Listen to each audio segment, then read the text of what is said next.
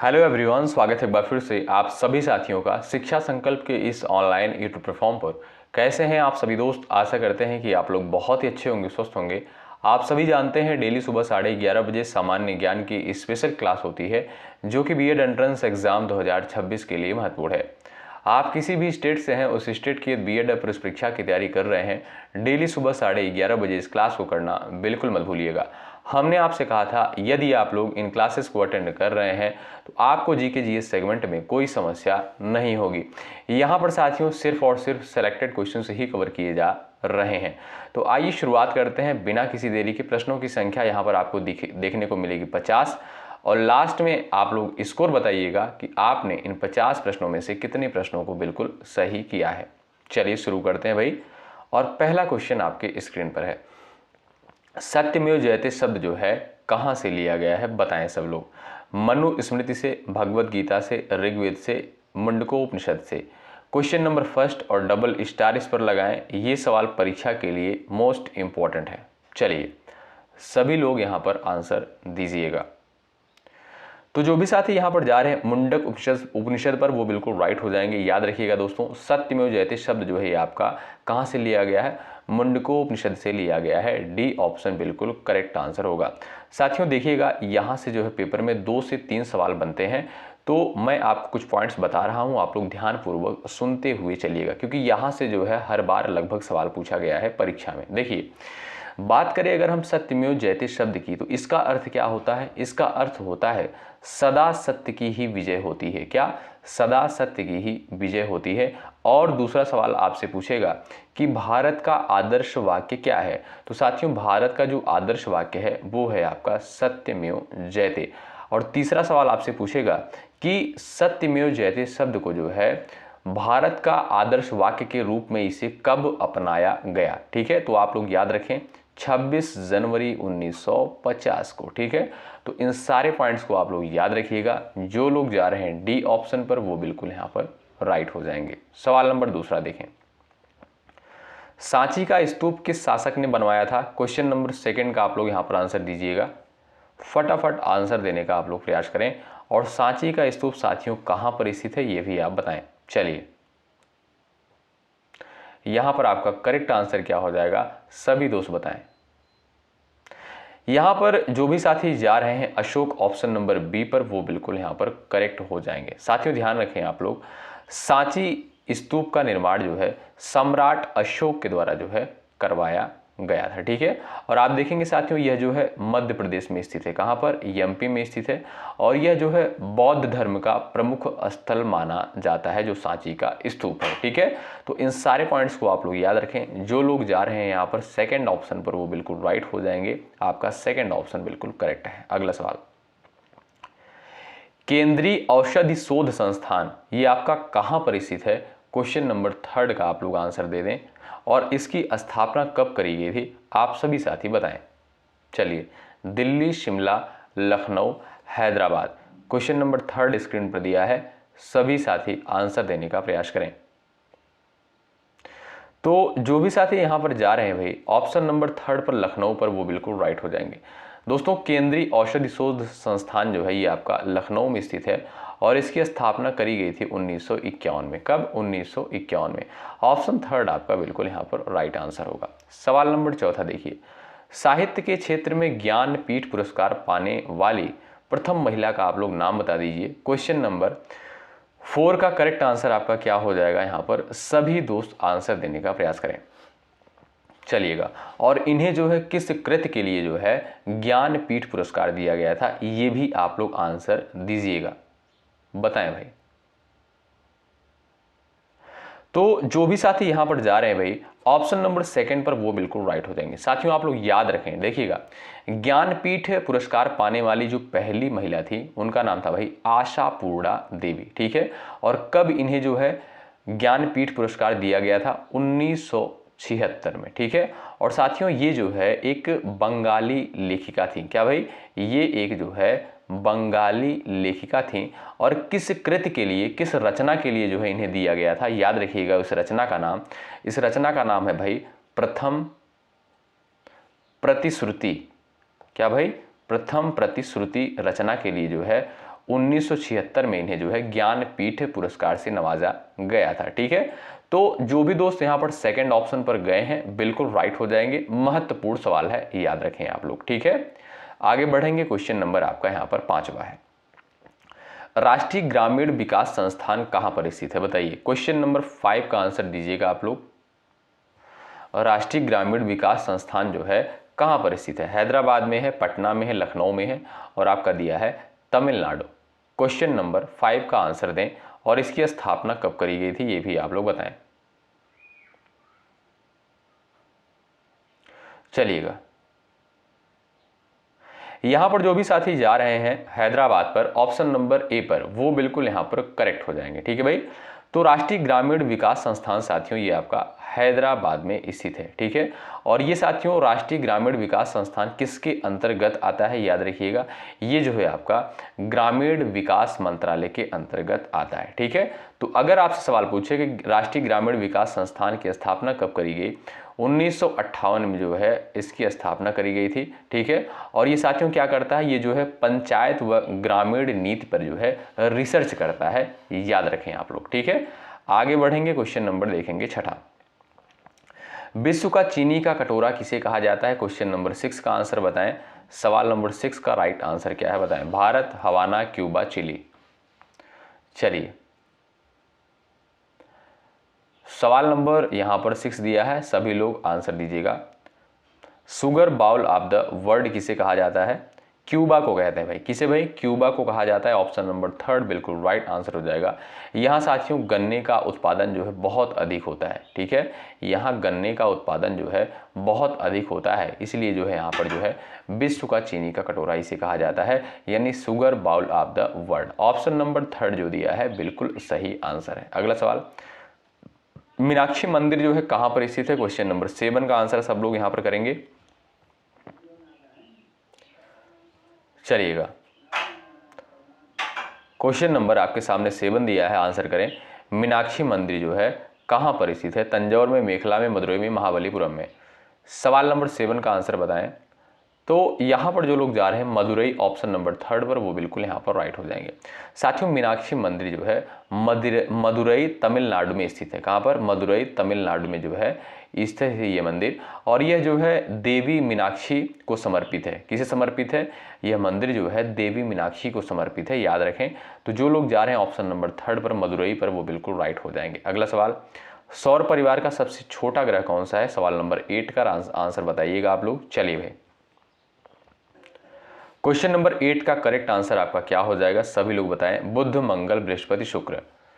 साथियों परीक्षा तक आते आते बहुत सारे क्वेश्चन आपको रट जाएंगे। ठीक है, आपको समस्या नहीं होने वाली, हर लेवल का क्वेश्चन यहाँ पर आपको करवाया जा रहा है। ठीक है, तो आप लोग डेली सुबह 11:30 बजे इस क्लास को अगर कर रहे हैं अच्छे तरीके से, तो आपको कोई समस्या होने वाली नहीं है, क्योंकि यहाँ पर सेलेक्टेड क्वेश्चंस को ही जो है कंसाइज किया जाता है और बहुत मेहनत के साथ। तो एक बार सभी लोग भाई सेशन को लाइक भी कर सकते हैं यदि आपको चीज़ें बेहतर लगती हैं। देखिए, सौर परिवार का सबसे छोटा ग्रह कौन है? जो लोग जा रहे हैं बुध पर, वो बिल्कुल राइट हो जाएंगे। सबसे बड़ा ग्रह कौन सा है? बृहस्पति है। और चमकीला ग्रह किसे कहा जाता है, या पृथ्वी के बहन किसे कहते हैं? शुक्र को कहते हैं।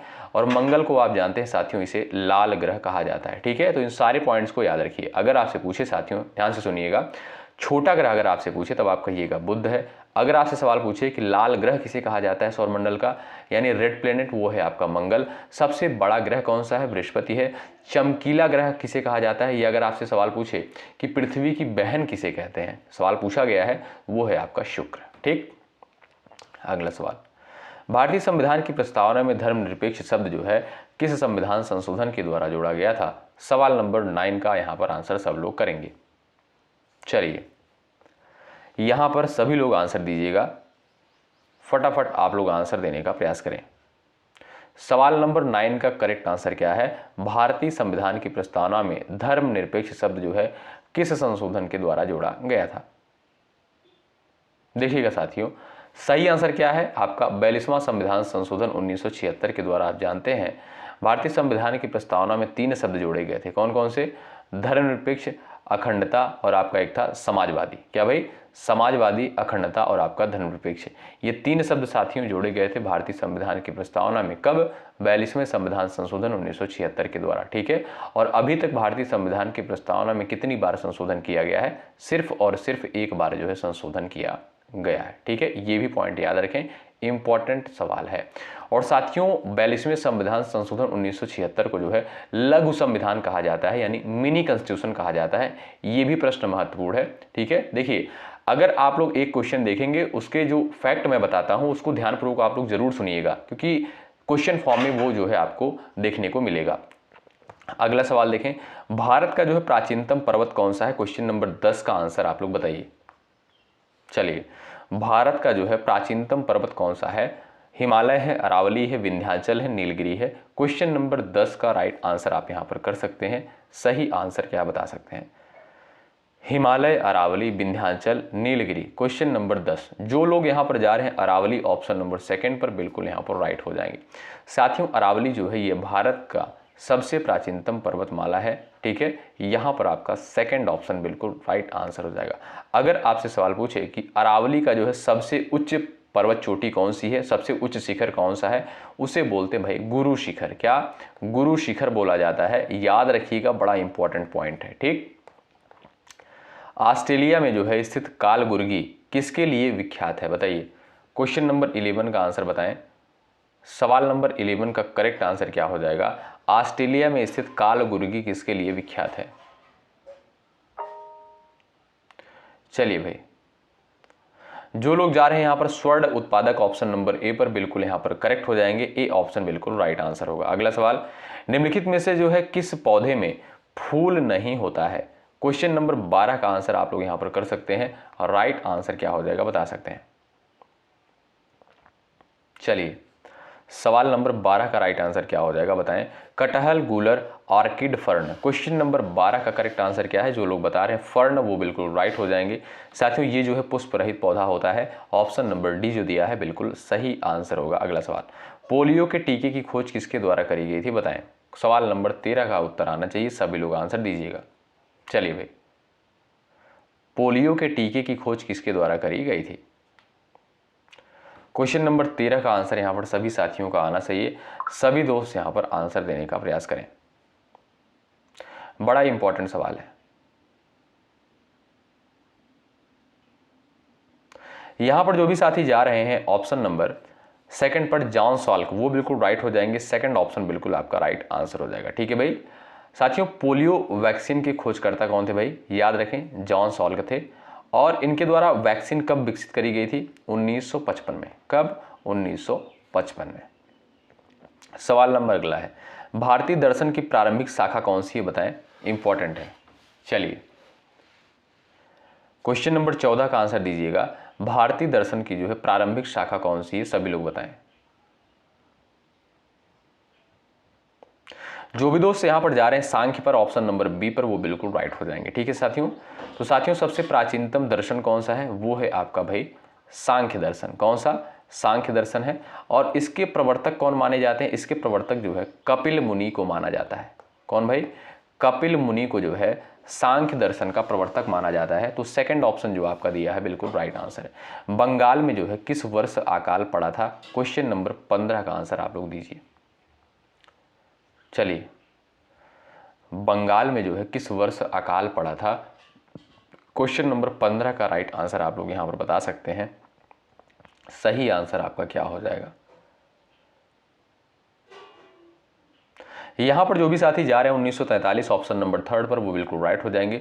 साथियों 1943 में जो है बंगाल में भयंकर अकाल पड़ा था। इसमें जो है लाखों लोगों की जो है मृत्यु हुई थी। ठीक है, तो यहां पर आप देखेंगे ऑप्शन नंबर 3 जो है बिल्कुल राइट आंसर हो जाएगा। अगला सवाल देखिएगा, ये रहा, हड़प्पा सभ्यता की खोज कब हुई थी और किसके द्वारा करी गई थी? क्वेश्चन नंबर 16 का आंसर यहां पर आप लोग बताएं। और मोहनजोदड़ो की खोज कब करी गई थी और किसके द्वारा करी गई थी, ये भी आप लोग बताइएगा। ये सारे पॉइंट जो है परीक्षा के लिए इंपॉर्टेंट है। क्वेश्चन नंबर 16 का उत्तर बताएं। चलिए, हड़प्पा सभ्यता की अगर साथियों बात करें तो इसकी खोज आप देखेंगे 1921 में करी गई थी। किसके द्वारा? दयाराम साहनी के द्वारा। किसके द्वारा? दयाराम साहनी के द्वारा 1921 में। ऑप्शन नंबर बी बिल्कुल राइट आंसर हो जाएगा। यहीं पर एक सवाल और पूछता है, आपसे कहेगा कि मोहनजोदड़ो की खोज कब करी गई थी, तो आप कहेंगे 1922 में। किसके द्वारा? राखल दास बनर्जी। किसके द्वारा? राखल दास बनर्जी के द्वारा जो है मोहनजोदड़ो की खोज करी गई थी। ठीक है, कब? 1922 में। अगला सवाल, आजादी से पहले अनौपचारिक रूप से पहला स्वतंत्रता दिवस कब मनाया गया था, बताइए। 17 नंबर के क्वेश्चन का आंसर करें आप लोग।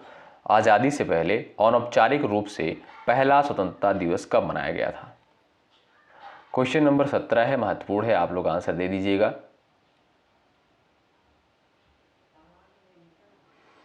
चलिए, यहां पर जो साथी जा रहे हैं भाई ऑप्शन नंबर थर्ड पर, वो बिल्कुल गलत हो जाएंगे। ऑप्शन नंबर थर्ड आपका गलत है। यहां पर जो साथी जा रहे हैं ऑप्शन नंबर ए पर, वो बिल्कुल राइट हो जाएंगे। 26 जनवरी 1930 को। कब साथियों? 26 जनवरी 1930 को। ऑप्शन नंबर जो ए दिया है ये आपका बिल्कुल करेक्ट आंसर हो जाएगा। अगला सवाल देखिए, मातृ देवी की पूजा किस सभ्यता से संबंधित है, बताइए। सवाल नंबर 18 दिया, फटाफट आप लोग आंसर करें। आर्य सभ्यता से, भूमध्य सागरी सभ्यता, सिंधु घाटी सभ्यता, उत्तर वैदिक कालीन सभ्यता। क्वेश्चन नंबर 18 दिया है, सभी साथियों का उत्तर आना चाहिए, बताएं। मातृ देवी की पूजा जो है किस सभ्यता से संबंधित है? सवाल नंबर 18 स्क्रीन पर दे दिया गया है। चलिए, यहां पर जो साथी जा रहे हैं सिंधु घाटी सभ्यता पर, ऑप्शन नंबर थर्ड बिल्कुल यहां पर राइट आंसर हो जाएगा, ध्यान रखें। अगला सवाल देखिएगा, राजस्थान के माउंट आबू में स्थित भीलवाड़ा का जैन मंदिर किस धर्म के अनुयायियों के द्वारा निर्मित किया गया था, बताइए। क्वेश्चन नंबर 19 का फटाफट यहां पर आंसर दीजिएगा आप लोग।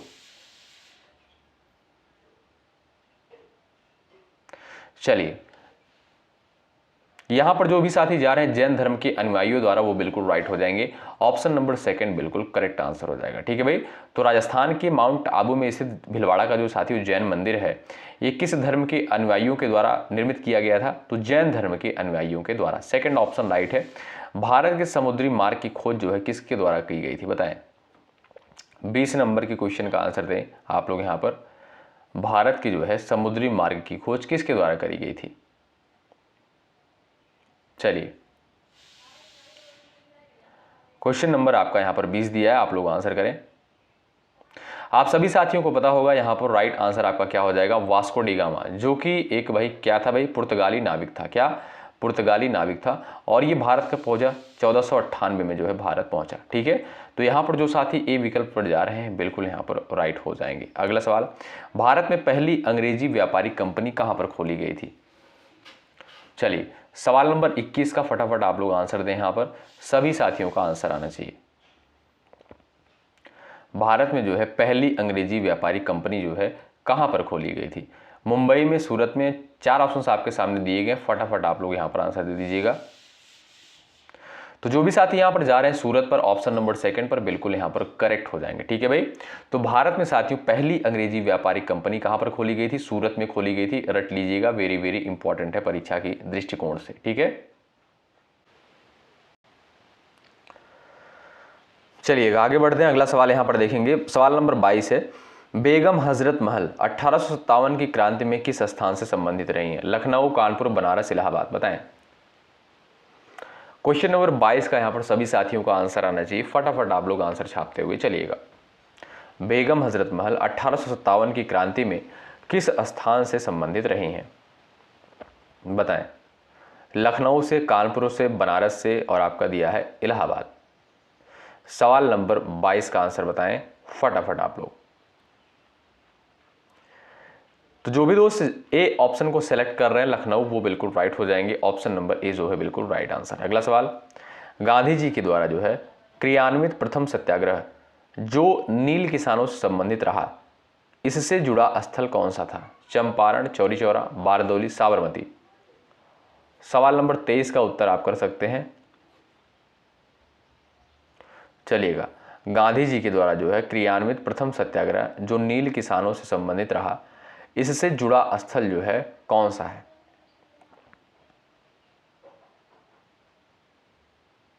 चलिए भाई, तो जो भी दोस्त यहाँ पर जा रहे हैं भाई ऑप्शन नंबर ए चंपारण पर, वो बिल्कुल राइट हो जाएंगे। ठीक है भाई, यहाँ पर आपका साथियों ए ऑप्शन जो है बिल्कुल सही आंसर हो जाएगा। सवाल नंबर अगला, समाचार पत्र केसरी का संपादन किसके द्वारा किया गया, बताएं।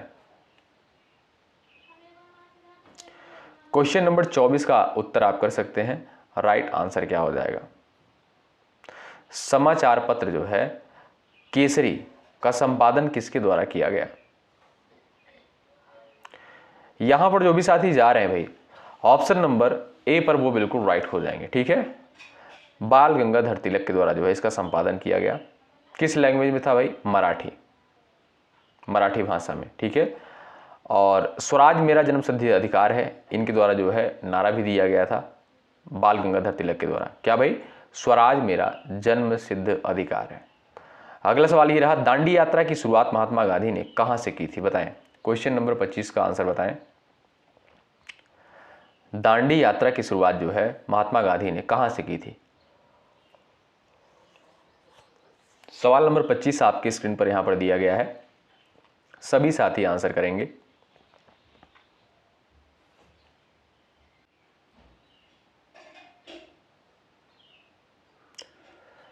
चलिए सभी साथी यहां पर आंसर देंगे। तो भाई दांडी यात्रा की शुरुआत की बात करें साथियों तो 1930 में। कब इसकी शुरुआत करी गई थी? 1930 में। कहां से साथियों? आप जानते होंगे, यहां पर जो लोग जा रहे हैं साबरमती आश्रम से, वो बिल्कुल राइट हो जाएंगे। डी ऑप्शन बिल्कुल यहां पर करेक्ट आंसर हो जाएगा। ठीक है, अगला सवाल देखिए ये रहा, हमारे सौरमंडल का कौन सा ग्रह जो है आकार में पृथ्वी के समान है, बताइए। क्वेश्चन नंबर 26, सवाल नंबर आप यहां पर बताइएगा 26 का आंसर बताएं।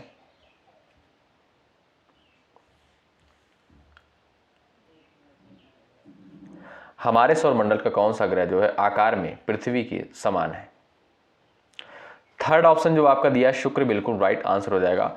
साथियों अगर आपसे सवाल पूछे कि सौरमंडल का सबसे गर्म ग्रह कौन सा है, शुक्र है सबसे गर्म ग्रह। सबसे चमकीला ग्रह कौन सा है, शुक्र है। और जुड़वा ग्रह किसे कहा जाता है, शुक्र को ही कहा जाता है। पृथ्वी की बहन किसे कहा जाता है, शुक्र को कहा जाता है। तो ऑप्शन नंबर थर्ड जो दिया है ये बिल्कुल सही आंसर होगा। अगला सवाल, वायुमंडल की सबसे निचली परत को क्या कहा जाता है, बताइए।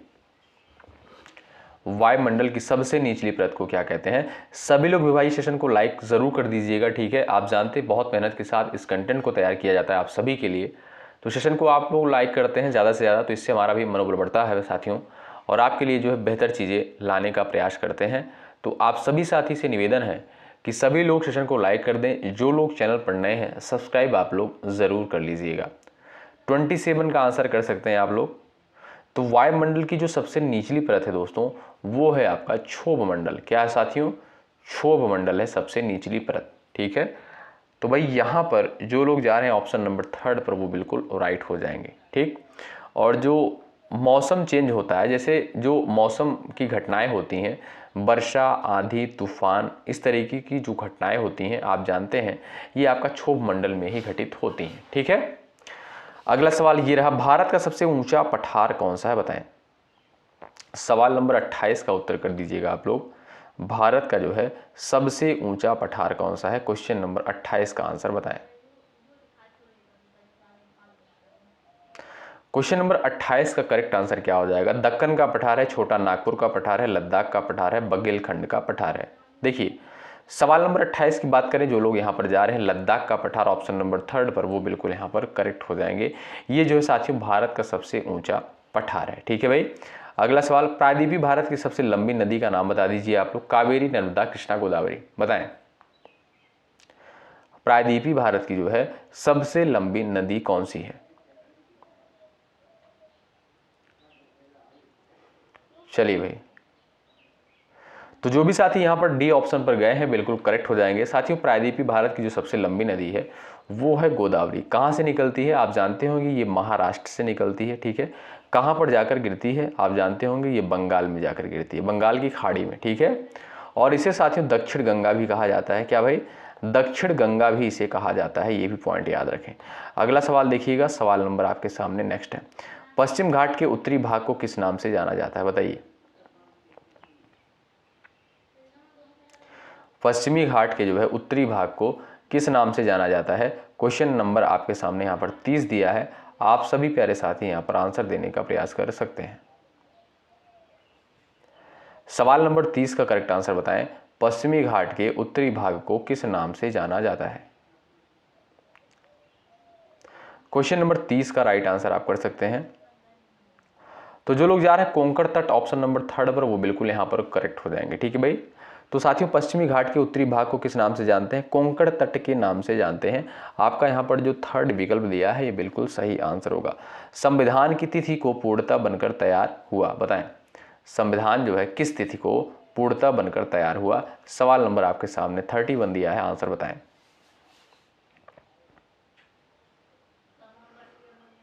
चलिएगा, क्वेश्चन नंबर 31 का राइट आंसर क्या हो जाएगा आप लोग बताएं। जो लोग यहाँ पर गए हैं ऑप्शन नंबर ए 26 नवंबर, यहाँ पर देखिएगा साथियों, आपका राइट आंसर क्या हो जाएगा? ऑप्शन नंबर 3rd करेक्ट होगा। 26 नवंबर 1949 को जो है संविधान पूर्णतः बनकर जो है तैयार हुआ था। ऑप्शन नंबर 3rd बिल्कुल राइट आंसर है। और 26 नवंबर को ही दोस्तों संविधान दिवस के रूप में प्रत्येक वर्ष मनाया जाता है। अगला सवाल, भारत में राजनीतिक शक्ति का प्रमुख स्रोत क्या है? भारत की जनता है, संविधान है, संसद है, सांसद और राज्यों की विधायिकाएं हैं, बताएं। 32 का यहाँ पर सभी का आंसर आना चाहिए। भारत में जो है राजनीतिक शक्ति का प्रमुख स्रोत क्या है?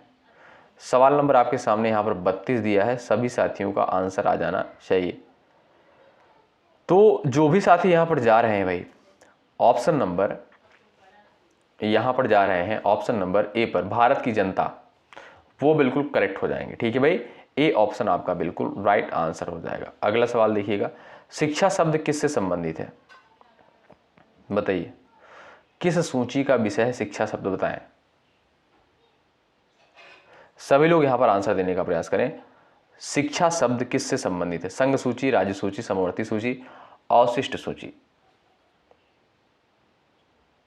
चलिए फटाफट यहां पर आंसर आना चाहिए। जो लोग जा रहे हैं समवर्ती सूची पर, कहा भाई समवर्ती सूची पर जो भी साथी गए हैं ऑप्शन नंबर 3rd पर, बिल्कुल यहां पर राइट हो जाएंगे। शिक्षा शब्द साथियों किस विषय से संबंधित है? समवर्ती सूची से इंपॉर्टेंट है। संपत्ति के अधिकार को वर्तमान स्थिति क्या है, बताएं। वैधानिक अधिकार है, मानव अधिकार है, मौलिक अधिकार है, प्राकृतिक अधिकार है, बताएं।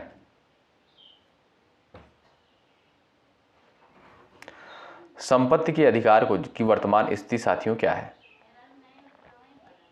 तो आप जानते होंगे दोस्तों, पहले जो है 7 मौलिक अधिकार हुआ करते थे। जो 7वां मौलिक अधिकार था वो था आपका संपत्ति का अधिकार। ठीक है, तो इसे जो है संपत्ति की अधिकार, ये जो संपत्ति का अधिकार है साथियों, इसे मौलिक अधिकार की कैटेगरी से हटा दिया गया। इसे जो है अब कानूनी अधिकार बना दिया, यानी आप कह सकते हैं इसे वैधानिक अधिकार बना दिया गया। ठीक है, तो ए विकल्प जो है आपका बिल्कुल करेक्ट आंसर हो जाएगा। ठीक, अगला सवाल, भारत के संविधान के अंतर्गत नीति निदेशक सिद्धांत के मुख्य उद्देश्य क्या है, बताएं। चलिए भाई, सभी लोग यहां पर आंसर दीजिएगा फटाफट। भारत के संविधान के अंतर्गत नीति निदेशक सिद्धांत के मुख्य उद्देश्य क्या है? 35 का करेक्ट आंसर बताएं।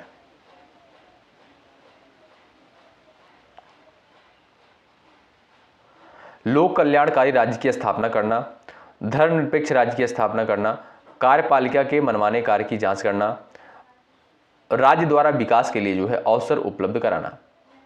तो बात करें साथियों अगर हम यहाँ पर नीति निदेशक सिद्धांत की, तो ये आपका कहाँ से लिया गया है?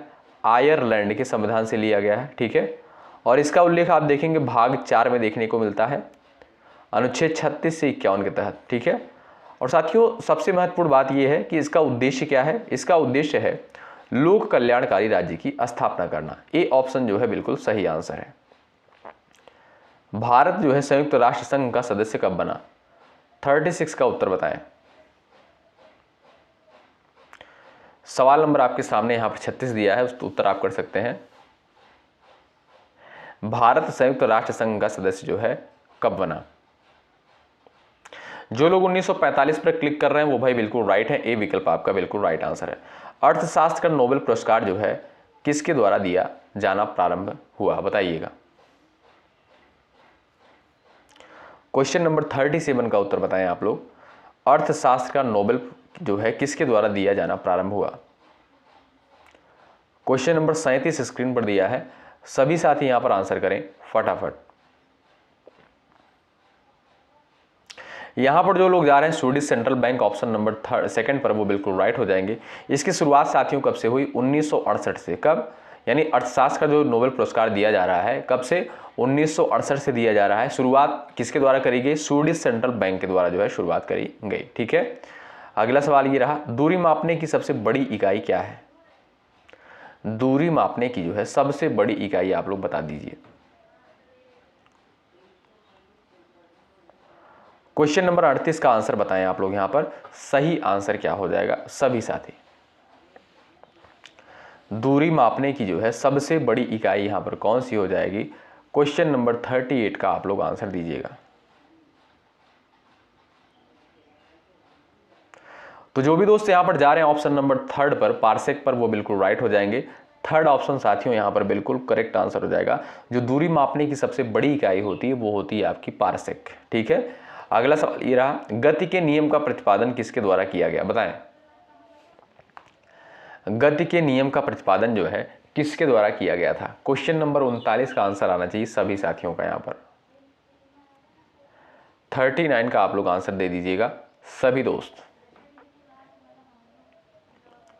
तो आप जानते हैं साथियों गति के जो है 3 नियम दिए गए थे। किसके द्वारा दिए गए थे? न्यूटन के द्वारा। ऑप्शन नंबर जो ए दिया है बिल्कुल सही आंसर हो जाएगा। ठीक है, अगला सवाल, दवा व खाद्य पदार्थों के संरक्षण आदि में जो है किस अम्ल का प्रयोग किया जाता है? क्वेश्चन नंबर 40 का उत्तर बताएं।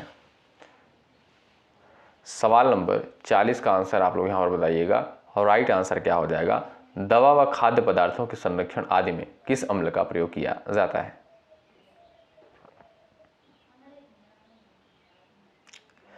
जो लोग जा रहे हैं भाई बेंजोइक अम्ल पर, ऑप्शन नंबर सेकंड पर, वो बिल्कुल राइट हो जाएंगे। ऑप्शन नंबर सेकंड करेक्ट है। चीनी यात्री फाहियान जो है किस शासक के समय भारत आया था? बताइए,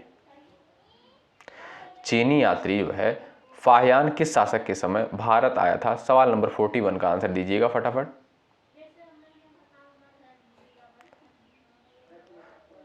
तो आप जानते होंगे साथियों ये जो है गुप्त काल में आया था। कब? गुप्त काल में आया था। किसके शासन काल में भाई? तो आप याद रखेंगे चंद्रगुप्त द्वितीय के शासन काल में। ऑप्शन नंबर जो यहाँ पर थर्ड दिया है ये बिल्कुल आपका राइट आंसर होगा। अगला सवाल, उगते हुए सूरज का देश किसे कहा जाता है? बताइए, उगते हुए सूरज का देश किसे कहा जाता है? सवाल नंबर 42 दिया है, आंसर आप करेंगे Myanmar, Japan, Bharat, Norway. Question number 42 का उत्तर बताएं आप लोग। जो लोग जा रहे हैं यहाँ पर भाई ऑप्शन नंबर सेकंड पर जापान पर, वो बिल्कुल करेक्ट है। अगला सवाल देखिए, विश्व शिक्षक दिवस कब मनाते हैं? बताइए, विश्व शिक्षक दिवस साथियों कब मनाया जाता है? क्वेश्चन नंबर 43 का उत्तर आप कर सकते हैं फटाफट यहां पर। चलिए भाई, तो देखिएगा दोस्तों, विश्व शिक्षक दिवस की बात करें प्रत्येक वर्ष जो है आप जानते हैं यहां पर करेक्ट आंसर आपका क्या हो जाएगा भाई? 5 अक्टूबर। 5 अक्टूबर को मनाया जाता है प्रत्येक वर्ष विश्व शिक्षक दिवस। अगला सवाल, किसके द्वारा जो है खालसा पंथ की स्थापना की गई थी? बताएं। अच्छा, आप लोग आंसर करिएगा साथियों, शिक्षक दिवस कब मनाते हैं? देखिए, एक विश्व शिक्षक दिवस हो गया और एक आपका राष्ट्रीय शिक्षक दिवस कब मनाया जाता है? आप लोग कमेंट बॉक्स में जरूर बताइएगा। तो किसके द्वारा जो है खालसा पंथ की स्थापना की गई थी भाई? तो खालसा पंथ की स्थापना साथियों गुरु गोविंद सिंह के द्वारा करी गई थी। किसके द्वारा? गुरु गोविंद सिंह के द्वारा करी गई थी। कब? 1699 में। कब? 1699 में। सेकंड ऑप्शन राइट है। अगला सवाल, भारत के संविधान के किस अनुच्छेद में मौलिक कर्तव्य का वर्णन है? बताइए। क्वेश्चन नंबर 45 का उत्तर दे दीजिएगा आप लोग। भारत के संविधान के किस अनुच्छेद में मौलिक कर्तव्य का वर्णन किया गया है? यहां पर आपका सही आंसर क्या हो जाएगा? जो भी साथी यहां पर भाई जा रहे हैं 50 ए साथियों नहीं होगा। यहां पर देखिए ये ऑप्शन गलत दिया है, यहां पर 51 होना चाहिए। क्या भाई? 51 ए होना चाहिए। ठीक है, तो भारत के संविधान के अनुच्छेद में आप देखेंगे 51 ए अनुच्छेद में मौलिक कर्तव्य का वर्णन किया गया है। ठीक है, और मौलिक कर्तव्य आप देखेंगे साथियों कितने हैं? 11 मौलिक कर्तव्य है। ठीक है, याद रखें आप लोग। अगला सवाल देखिए, विटामिन सी की कमी से कौन सा रोग होता है? बताएं, विटामिन सी की कमी से कौन सा रोग होता है? क्वेश्चन नंबर 46 का आंसर करें। चलिए भाई, स्कर्वी है, बेरी बेरी है और ऑस्टियोमैलिसिया है और इनमें से कोई नहीं। आपके सामने 46 के सामने 4 ऑप्शन दिए गए हैं, बताएं विटामिन सी की कमी से जो है कौन सा रोग होता है। जो लोग जा रहे हैं स्कर्वी पर वो बिल्कुल करेक्ट हो जाएंगे। सूर्य ग्रहण कब होता है बताइए, सूर्य ग्रहण जो है कब होता है। राइट आंसर क्या हो जाएगा, आप सभी दोस्त आंसर दीजिएगा।